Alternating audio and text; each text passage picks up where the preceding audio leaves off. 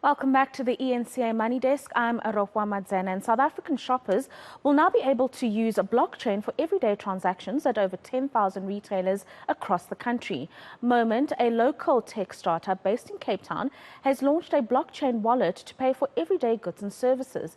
Now, users of the app will be able to use cryptocurrency to buy a wide range of essential goods, including food, airtime, household goods, and data. Some of the retail partners you can spend your crypto on include Checkers, Woolworths, Engine, and Takealot.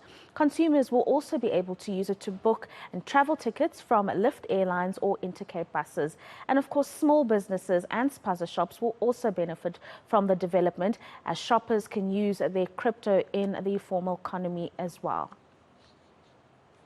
Let's talk more about this with Ahren Posthumus, who's the CEO at Momint. Thank you very much for joining us, Ahren. And I suppose just a brief breakdown on the premise of the app and really what it was that you were looking to unlock when it comes to blockchain and the opportunities that it provides both to the consumer as well as retailers across the country.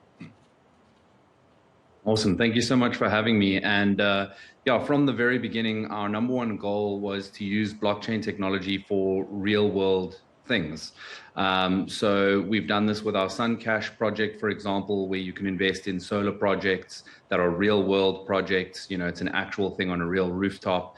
And again, in this space, how can we bring this currency into the real world and give people access to it so that they can buy airtime, flights, book tickets, et cetera, especially in the informal economy where blockchain has the potential to help those who are unbanked or underbanked participate in a financial ecosystem. And that's interesting because we can understand the formal economy or Takealots or Checkers but the idea that you could spend your crypto at a spaza shop is an interesting one. So perhaps explain how the app facilitates that transaction between a consumer and, of course, an owner of a spaza shop or any other small or informal business. Absolutely. So we're really building on the shoulders of giants here in this case. There's a number of partners that have come into play to make something like this possible. In this case, One Voucher is a core partner here. So One Voucher is a vouchering system that works across 10,000 small businesses across South Africa, including spaza shops. And using your wallet, you can, I've got the app over here. You can see all the things that you can spend your cryptocurrency on using ETH or USDC. And using a One Voucher, you would spend your crypto, get the voucher, and then you can spend that voucher at any of those retailers that accept the One Voucher. What has been the appetite to take this up, Ahren? For many of us, crypto or blockchain is still very, if not a new concept, a rather intimidating one. Have you found that there is an increasing appetite for consumers to make use of it and the convenience that it provides? Absolutely. We have to remember that blockchain technology certainly isn't anything new at this stage, and we're already looking at the next buzzword, which is AI. But blockchain has been around for much over a decade now. Cryptocurrency very much the same, and it's long been hailed as sort of an investment class that people are investing in. But really, what the technology was created for was to be very transactional. Now, South Africa and Nigeria, we're seeing, are the number 1 and 2 most rapid adopters of cryptocurrency in the world. So, as South Africans, we can tend to be quite cynical about our position in the world standings and in our advancement in the world specifically. But the new South African crypto asset digital regulation is laying down the groundwork to protect investors and consumers, make sure that businesses are acting ethically in this space.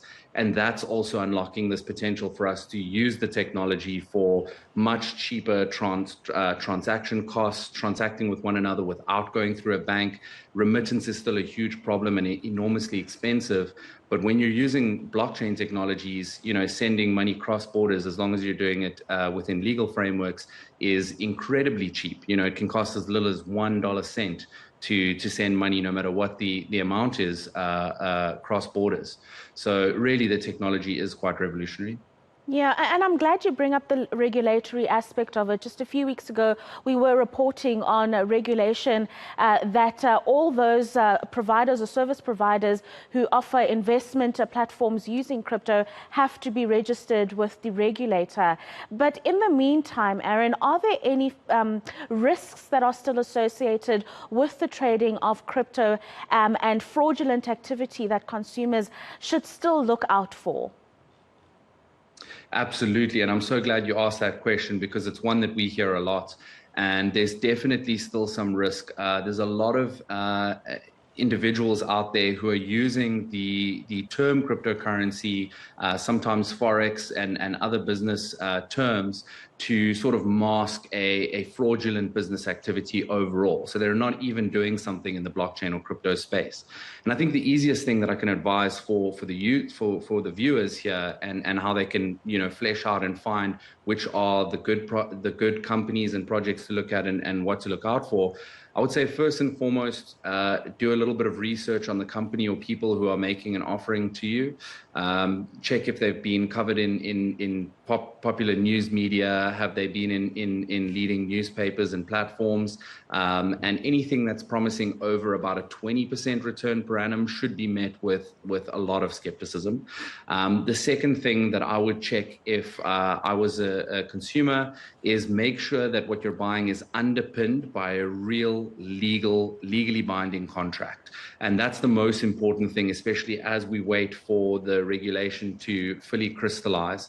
And the last but definitely not least thing that someone should do is look for evidence of your investment. One of the beautiful things about doing an investment or transacting on the blockchain is that there's a transparent ledger for anyone to go and see and verify. And we saw this with like the PMP crash, which I believe you guys reported on earlier this month as well, where individuals were investing in a mining operation, but if we went to go look at the transaction logs, there was never any cryptocurrency actually mined, and that could be verified. So I think if consumers are looking out for those three things, they're in a good space right now.